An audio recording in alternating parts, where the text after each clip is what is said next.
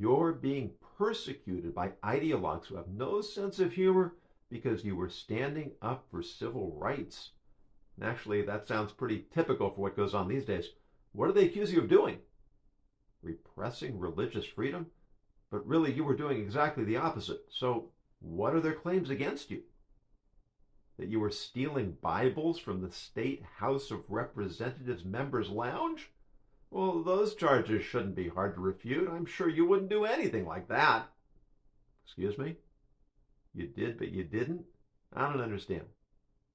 You weren't stealing them. You were hiding them. You put them under seat cushions and in the refrigerator? Why were you doing this? To defend the separation of church and state while protesting the weaponization of religion to advance a political agenda. Seems to me that stealing Bibles itself sounds a lot like weaponization. It's not. You were just being playful. I'm not sure people who take religion seriously would interpret it that way. They should? And you ought to know. Why is that? Because you're a Presbyterian minister yourself? Don't you think as an officer of the church you have a duty to show more respect for Scripture? That's not the point. It really isn't about religion at all. So what is it about? Oh, they're only attacking you because you filed an ethics charge against a member of the opposition party, so this is payback. Well, that might be true, but if you hadn't been acting unethically yourself, then the other party wouldn't have any means of retribution, would they?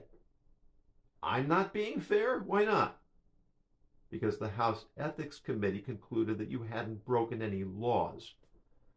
If you had broken the law, then you would go to jail. The whole point of ethics is to identify improper behavior, even if it's not illegal. Who says so? Plato, Aristotle, Marcus Aurelius, Confucius, Maimonides, Descartes, Immanuel Kant, David Hume, to name a few. That proves your point. What point does that prove? That all of them should be banned from government buildings also? Well, I can think of one government building where you personally might benefit from having access to them. The library or the federal penitentiary, because the direction you're headed, you might be spending quite a bit of time there.